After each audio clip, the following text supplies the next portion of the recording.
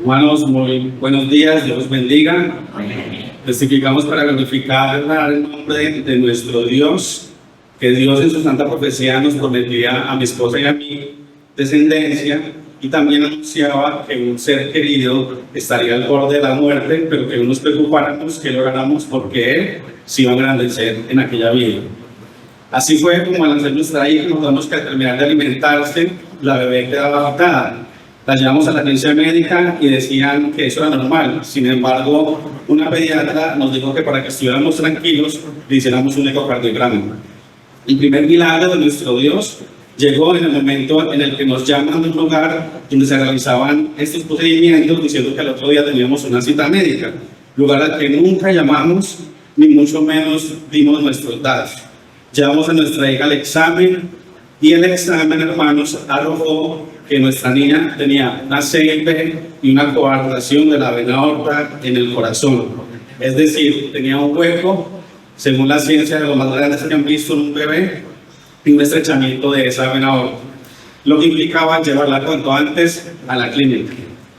Después de 15 días de hospitalización, de muchos chequeos y juntas médicas, decidieron operar a nuestra bebé. El cirujano que operó a nuestra hija nos había dicho que el procedimiento duraba 1 hora y terminó siendo de 4. Al finalizar, nos contó que había sido una operación muy complicada. Fueron 3 veces que le practicaron el mismo procedimiento a nuestra hija e incluso habían tenido que realizarle la cirugía a corazón abierto. Tanto así, hermanos, que la niña sale muy delicada de la cirugía y al otro día, cuando llegamos a la clínica, porque no podíamos amanecer allí con ella, nos dan la noticia que la niña había tenido 2 paros cardíacos y que en ese momento su presión estaba muy baja, por lo que peligraba su vida. Comenzamos a orarle a Dios, a pedirle misericordia, y pasada 1 hora sus signos vitales se estabilizaron. Pasados unos días, cuando intentaron despertar a nuestra bebé, ella inmediatamente perdía la oxigenación en su corazón, en su cuerpo, en su sangre. Durante todo el proceso, hermanos, Dios nos habló en numerosas ocasiones. Vimos sus múltiples manifestaciones. Él cada día nos consolaba, nos decía: sean firmes, confíen y tengan fe, porque yo me voy a glorificar en su vida. El diablo quiso arrebatar la vida de esa pequeña y ese ser querido por quien vino al mundo, pero yo no lo permití. Voy a confundir a la ciencia médica. Yo estoy sosteniendo su corazón. No te preocupes, porque a esa pequeña la verás sirviendo en mi iglesia, crecerá sana y salva. Hermanos, tal como Dios lo prometió, los médicos después de 2 semanas en UCI no sabían qué hacer con nuestra hija. El cirujano nos decía que tenían que volverla a abrir, que la abrieron una segunda vez a corazón abierto para corregirle la primera operación. Y en ese momento, hermanos, cuando la ciencia médica no sabía qué hacer con ella, el cirujano sale y yo le digo: cirujano, ¿usted cree en Dios? Él me dice que sí. Yo le dije: yo voy a una iglesia donde Dios habla por medio de sueños, de visiones y de profecía.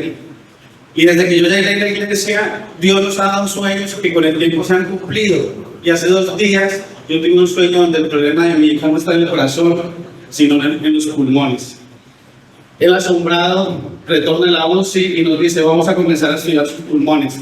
En la tarde, hermanos, nuestra hija tenía neumonía, 4 bacterias en los pulmones, un virus que para la ciencia no tenía cura ni en Medellín, ni en Colombia, ni en el mundo, así nos le dijeron. Y sus pulmones estaban llenos de líquido. Comienzan a tratarla a la bebé. Sin embargo, pasados unos días, cuando llegamos a la clínica, entramos al cubículo con mi esposa y yo, y vimos a nuestra hija físicamente muerta, allí en aquella cama.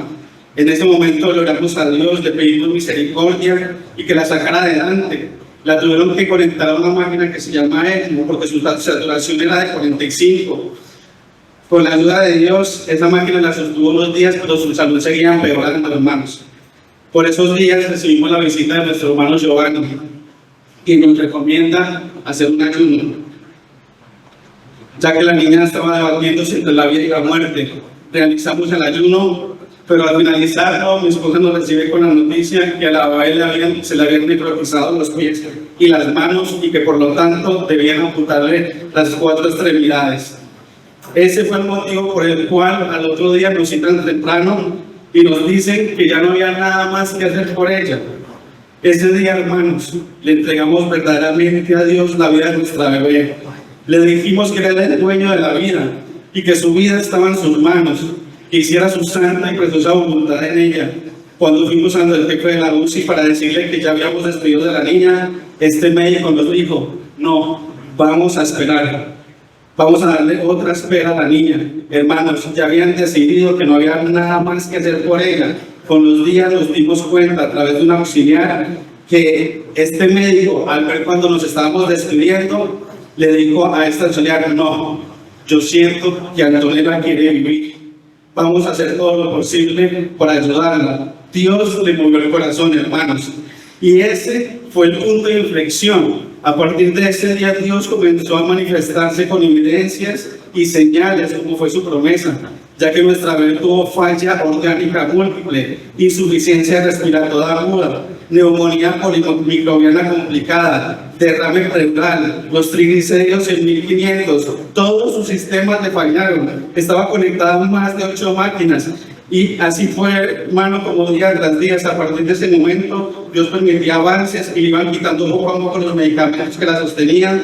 Y también en este proceso Dios proveyó todo, nos dio los dineros, nos puso ayudadores en el camino y nada nos faltó económicamente. Hasta que pasados 94 días, con más de 500 páginas de historia clínica, donde incluso, hermanos, queremos resaltar que allí quedó consignado el apoyo, el respaldo y el acompañamiento de nuestra iglesia en los momentos más difíciles, después de pasar por más de 10 especialidades donde nos decían que nuestra hija quedaría con fallas neurológicas, que sería oxígeno dependiente, que íbamos a estar más de 6 meses en la UCI e incluso que nos hiciéramos la idea de salir de la clínica sin ella.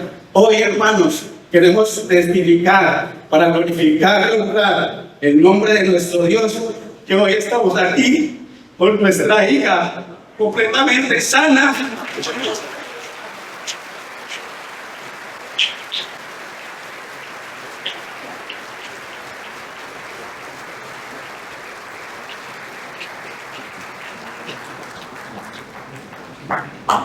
Su parte cardiovascular, hermanos, en este momento está en óptimas condiciones.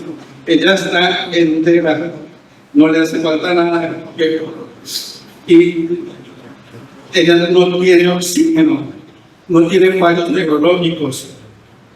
Sus ojos están llenos de vida. La manifestación de Dios fue visible ante muchas personas. Y quiero resaltar, hermanos, que esta semana estuvimos el miércoles en un cateterismo, porque nuevamente se le había estrechado la vena aorta. Y allí nos dimos cuenta de la gloria de Dios, porque seguridad, enfermeros, médicos, hasta el personal de limpieza, hermanos, conocen la manifestación de Dios y dicen que Antonella es un milagro vivo de nuestro Dios. Y allí, hermanos, pudimos nuevamente glorificar y honrar el nombre de nuestro Dios y damos la gloria y la honra a quien se lo merece, que es nuestro Dios, porque estamos aquí en vivo.